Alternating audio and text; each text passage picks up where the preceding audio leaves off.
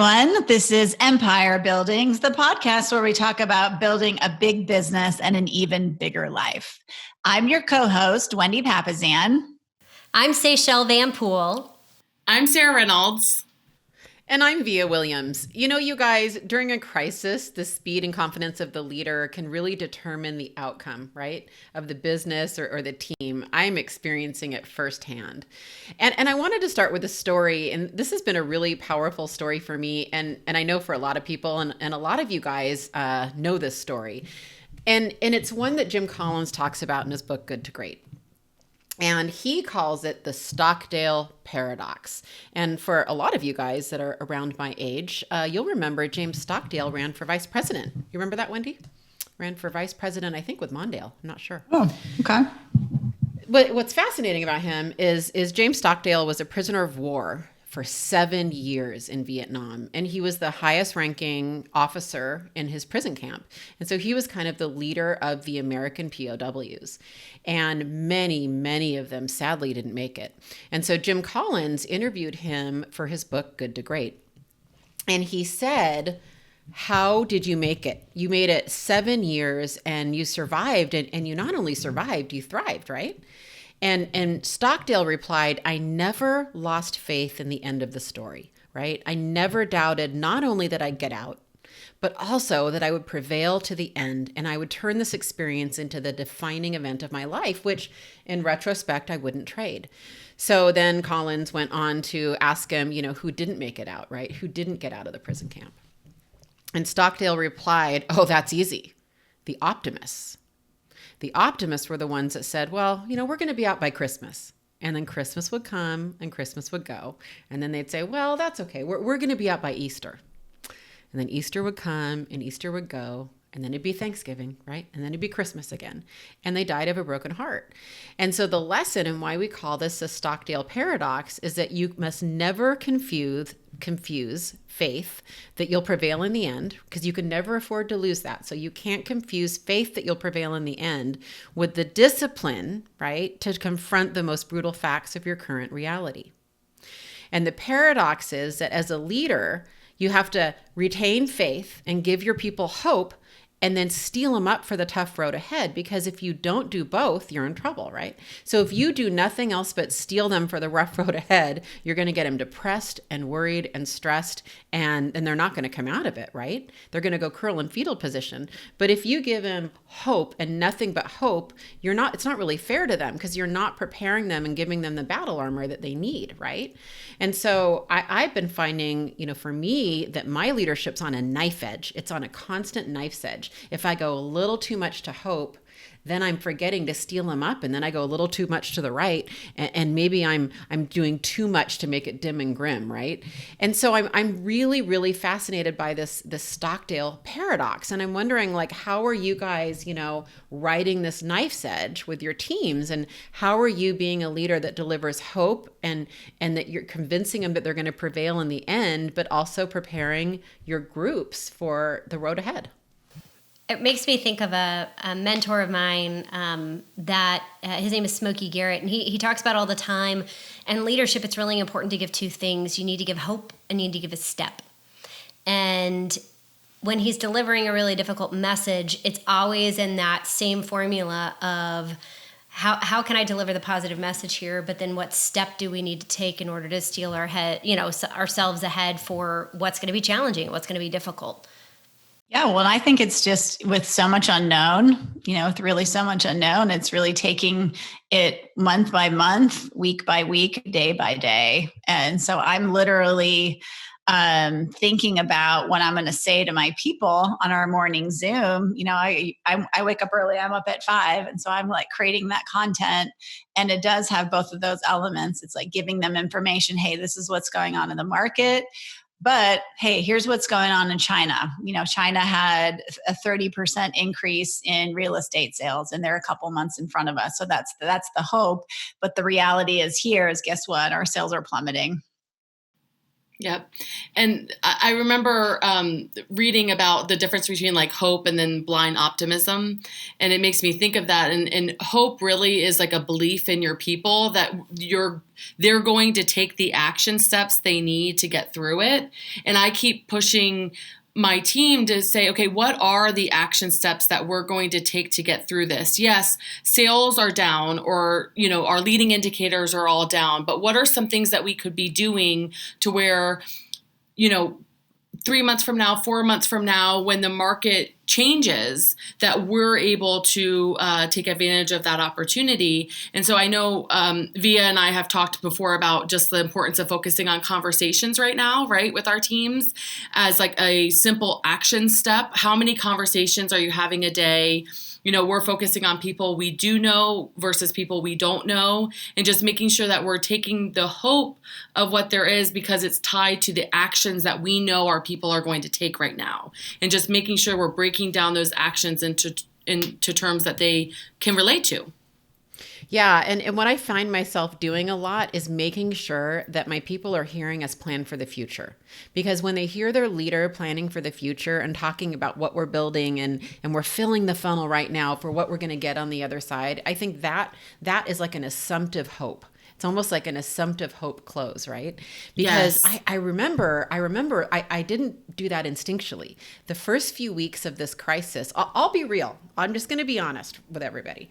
The first few weeks of this crisis, I was in a bad place. We got the crisis really early in Seattle. I flew back from the trip of a lifetime. I was in the Maldives in Dubai, and I landed Friday night, February 28th. 48 hours later, the news dropped about the unfortunate, horrible Kirkland Life Care Center's COVID things, way before the rest of the country. And I remember talking to you guys, and you're like, yes. It just hadn't hit anybody yet, right?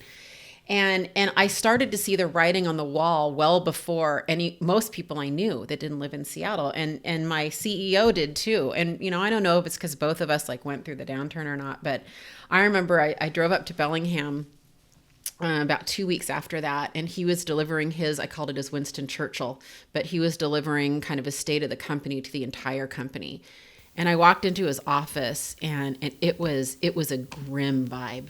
I mean, we were all very concerned, right? And about a week after that, so now we're on week 3, and the rest of the country's starting to get it. I turned a corner, and I just decided that I didn't have to be stressed and I didn't have to be worried, that this was a marathon, not a sprint. This was a process, not an event. I tell myself that a lot. I love that. This is a long process. This is not just one event. And I turned a corner, and I am insanely positive and optimistic. I have more energy than I've ever had, right? But it didn't start that way. And I think that I was like going way the other side, and I was projecting to my team and everyone around me about how tough this road was going to be. I forgot to give hope. And I started realizing that the minute I started talking to my people about planning ahead and, what was coming forward, that the attitudes changed, and I changed. You know what that makes me think of, Via, is we all were coming into this like really amazing economy, 2020. I remember at the end of 2019, all of us were like, 2020 is going to be awesome, right? Like, how many people were so excited for 2020 to start? And we climbed up to the high dive, and we all like had this perfect swan like dive ready to go. And we're like ready to make this graceful dive, and this like giant pandemic like bully comes and shoves us off the high dive. And for that 2 weeks, I felt like I was just like flailing down towards a belly flop, right? And that's what I felt like my business was doing, was it was flailing, and we're flipping it, and we're spinning it, and we're turning everything around, trying to figure out how we're going to land in the water and not like break bones at the same time.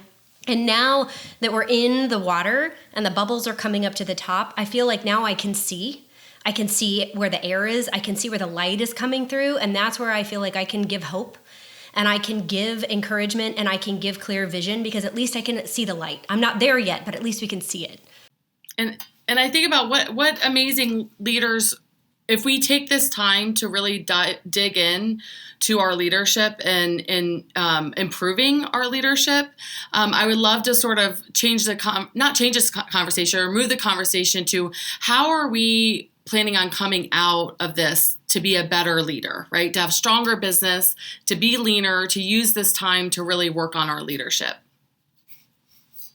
Well, yeah. And I would say, what are you doing to make your business better? I think a lot of us are spending more time in our business maybe than we have in a while. So true. And what does our business look like from the inside out? I know we've had several meetings just because we have the time to do it, to evaluate some of our processes and look and see if they're the best they can be. And so I know for us personally, we're probably going to, maybe not methodically, but as things come up, go through all of, a lot of our processes and just take a look at them from the inside out. And we're going to come out more customer service oriented, more efficient, leaner, meaner, all those things. One thing, I love that, Wendy. One thing we're going to be doing is trusting our people more. I feel like we had so many processes and systems in place to bulletproof when somebody was ready to move to the next position, to the next opportunity, to the next, that it took away some of the trust in that we have hired incredible, smart, professional, capable people with servant hearts, and we were leaning too heavily on the process and not enough on the person. And coming out of this, I'm actually going to be trusting in the faith of our hiring process and the opportunity faster for our people to do better things in business. Yeah, for me, the thing that I've been focusing on through this, I remember the very first leadership meeting I had with my executive leadership team, and one of my top agents, one of my area growth leaders, she said to me in front of everyone, we don't think you're communicating well. We don't think you're communicating enough. We don't think we're hearing enough as to what's going on. And I remember, I think I sent our tribe a message like, oh, like, woe is me. Like, they don't think I'm communicating. And I'm doing a great job communicating. Why would they say that? And then I really started looking internally and like, they're right. We're doing a lot during the day that they don't even know what's happening. Like what Wendy mentioned in terms of like making sure our systems are in line and focusing on the customer. And so now I'm sending a daily recap to them as to all that happened that day, all the good that happened, as well as what we were working on to make sure. And I'm going to lean into that in terms of my leadership in the future. Like, why haven't I been doing that this whole time? Because great things are happening in our organization all the time. And so it's good to share how we are adapting and things like that throughout the process. Well, and what I love too is that it's an opportunity for us to become more vulnerable as leaders, and through vulnerability and telling our executive leadership team, hey, I don't know all the answers here. I'm scared too. I'm worried about the future. And being vulnerable like that allows your team to become vulnerable, and that creates synergy and team bonding. And so I know for us, for sure, we're going to come out really a tighter team, a quarantine, if you will. I love that. A quarantine. Wendy, I'm curious. I would love, tell us about a time that you were vulnerable. I'd love to hear an example of what that sounded like. Well, so we actually did an exercise where because one of the things that I try to do as a leader is keep us focused on the big picture. And so for a lot of us that are in sales, it's a very hard, demanding job. And we need to understand like why we're here on this planet, right? So we did a mission setting exercise, which is why are you alive? Like, why did God put you on this earth? And a lot of people just don't know that. And so we did that exercise as a team, and you have to list all the things that you're passionate about and all the things that you're good at. And instead of having everybody share what they're good at, instead the team turned on that person, and the whole team shared for every single person what they're good at. And it was it's very powerful to have 15 of your peers speak into you and tell you how amazing you are. It's unbelievable how powerful that is, especially when everyone is kind of very, very vulnerable anyway, which is where we all are in this kind of pandemic.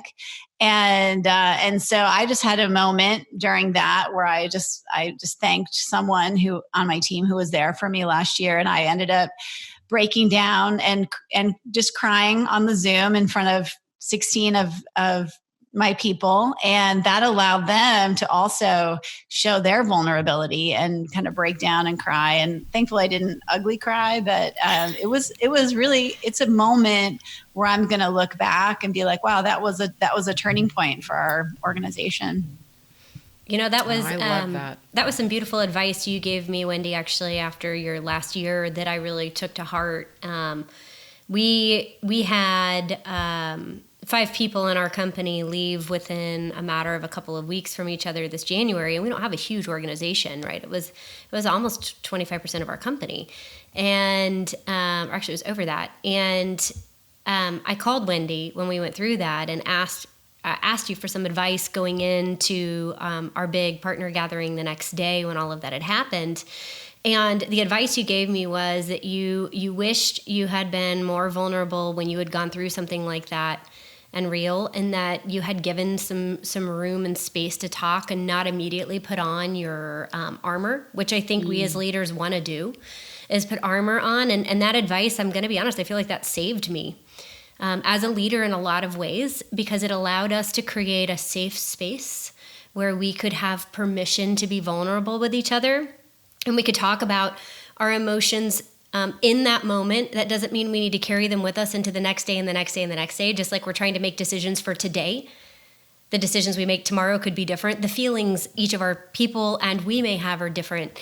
But I do believe that key piece of being vulnerable as a leader right now is really crucial, because your people need to see you as a human being first and as a leader second. And if they don't get to see you as a human being, it's really hard for them to follow you.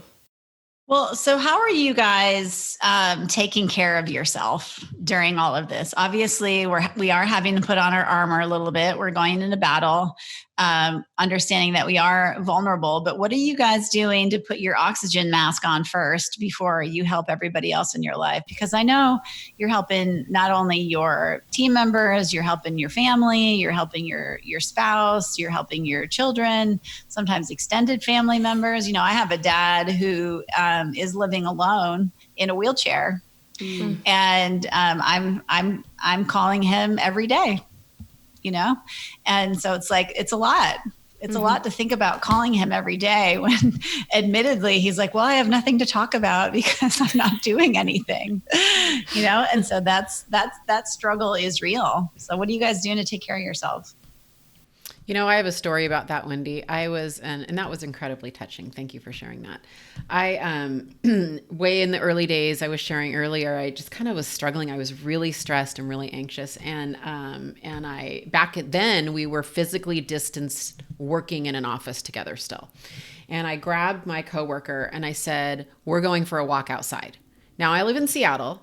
And, a month ago, it wasn't the best weather. It was kind of cold, but it was a rare, sunny, cold day. And I've never in my work life gone for a walk outside, unless maybe I've been on the phone. Maybe I needed privacy. And I took Christy and we went for a walk outside, and we went down the block. We started turning around. She grabbed my arm and she said, no, we're going to keep walking. This feels great.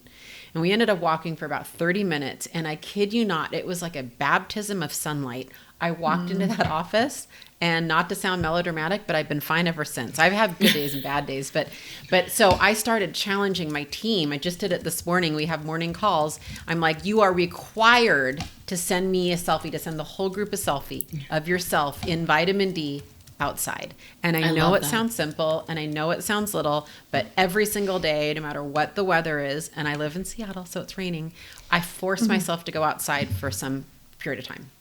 Yeah. And I would just bonus that. And say, if you're walking outside and you're in nature, then you get the meditative effects of being in nature too, which can just calm your spirit. We live pretty close to a green belt here. And so for me, getting out with the dog and just walking around and being in the sunlight and noticing, all the stuff and getting out of my head is very, very meditative for me. Yeah, we live 20 minutes from Dulles International Airport. And so what that means is normally all we're hearing are airplanes. Mm-hmm. And one of the amazing things that has come from this is that we hear birds chirping now all the time that we did not hear before. And so we are spending a lot of time outside on our screened-in porch, taking walks and enjoying the sounds that weren't there before. They either weren't there before or maybe we weren't taking the time, to hear them. And so it could be that too. But focusing on that. And then I know for me, I've always had sort of like themed days with my team. And like Tuesday was for gratitude and Thursday was for tell me something good. And now every day is gratitude and writing down in my journal what good is going on. And just really protecting my mind in terms of, there is a lot going wrong, in the world, obviously. But what good is going on, and I don't know about you guys, but it's been beautiful for me to see businesses support each other in terms of like for example, my printer. He contacted me when this was all going on. We've always done a good amount of direct mail. And he said, I want you to know I'm here to support you guys. Let's work together so you can keep doing your direct mail. And I'm going to give discounts to help keep you through this. Right. And so like the beauty of focusing on those kind of things that are happening, that has helped me myself put on my oxygen mask in terms of my mindset for my people. Mine has been keeping morning runs in the morning before everybody wakes up. The house is still quiet, and I can go and get in and steal away that 30 minutes, or so of just like pounding the pavement with a good motivational podcast, right, in my head. But the other thing I've actually gone back to, which I think is kind of a lost art right now, is writing handwritten notes to people of appreciation. And right now I'm really focusing in on like healthcare workers and small business owners and people that might need motivation. I found something that really fills me up is actually giving gratitude to somebody else. And so I'm really working with Quinn, our daughter, on like how can we spread acts of kindness to people that are really probably needing it more than anybody else right now. And so we've every day been focusing on one little something, whether it's making art and sending it to somebody or making a little treat and sending it to someone or a note to send of encouragement, to really look at where we can be the helpers right now to fill somebody else's cup up too. Wendy, didn't you have sort of a story of both pivoting and then also a business showing care with that letter that you got at your house? Oh, yeah. So you guys probably are familiar with Jehovah's Witness, and what's their main form of lead generation? Essentially, like how do they help people understand about their religion? It's door knocking. It's door knocking, right? Yeah. Right?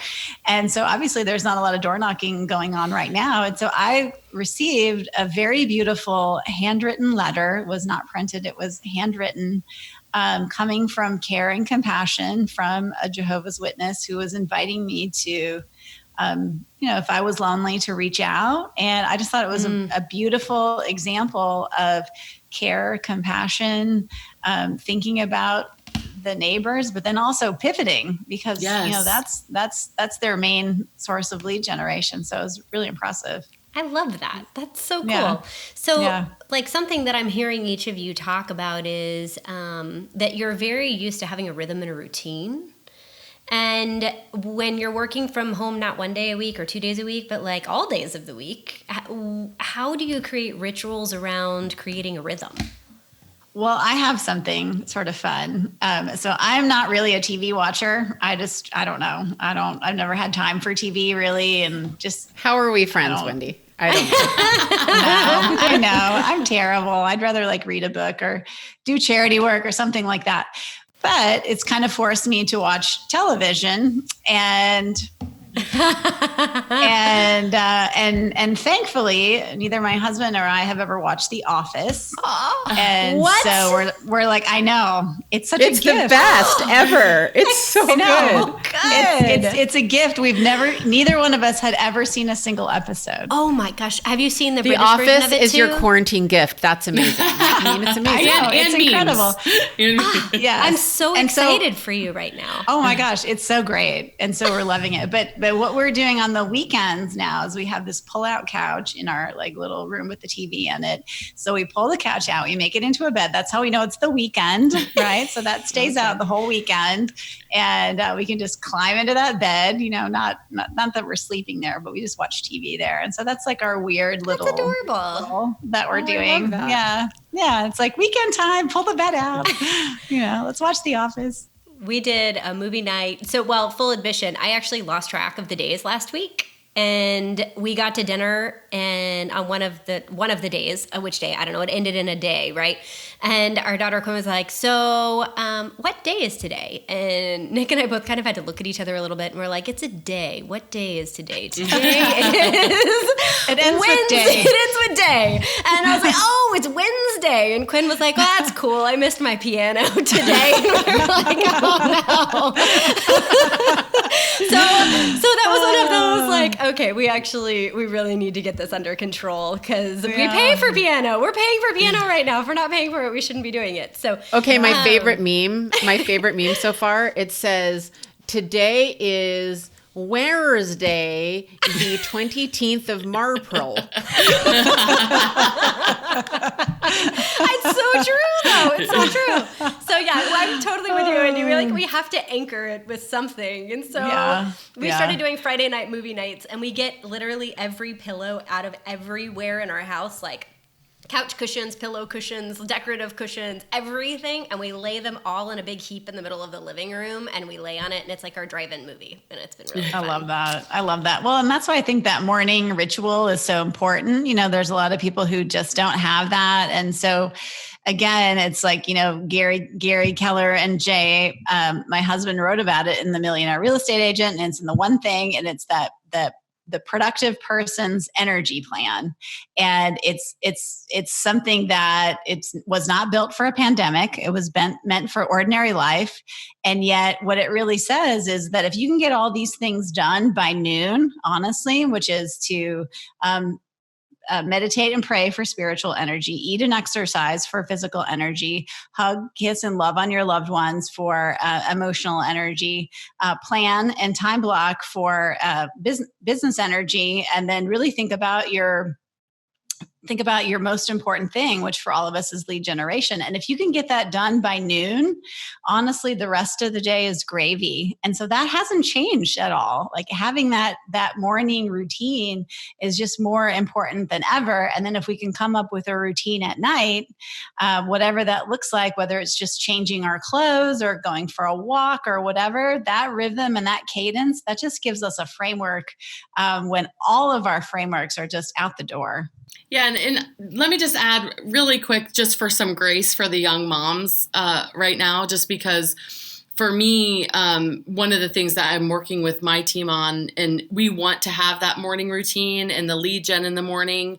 But what I've been telling my team is right now, focus on 2 hours of lead generation every single day. It doesn't matter when it happens. I know that there's the ideal, but then there's the real deal. And I think with the young moms, it's so hard right now getting that in what's traditionally the morning time is the most ideal. Well, now a lot of times it's either nap time or rest time that they're able to actually do their lead generation. And so for me, I've been telling my team, just make sure to just a minimum of 2 hours a day, get your contacts in. And I think right now it's so important to have rituals to keep our days sort of on track, but also have some grace with yourself to make sure you're focusing on the most important things when they can get done, right? Given the new world we're all and in. I would say consistent activities trumps time every time. I mean, when I started in this business, in 2009, I had 2 kids in daycare. I was working part-time, and there's no way I ever did 2 hours of lead generation a day. I mean, that's like a joke.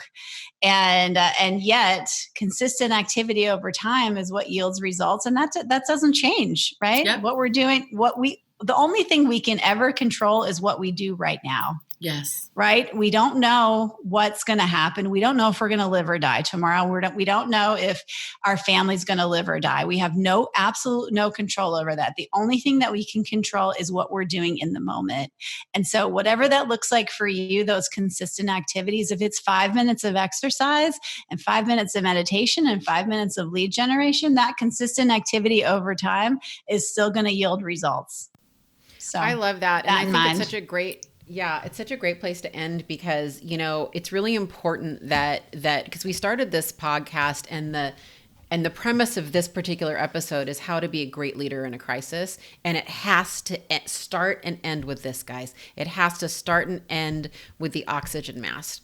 So we went over, how do you live the Stockdale Paradox as a leader? How do you balance hope and hard? We went through the fact that this is a marathon, not a sprint. This is a process, not an event, right? We talked about how being vulnerable is so important as a leader and how most of us are going to keep that going past this, right? And lastly, we ended with rituals distinguishing day and night in this crisis that we're in and nights and weeknights and weekends and all of that. So I want to thank everybody for joining us today on how to be a leader in the time of a crisis. Thank you so much.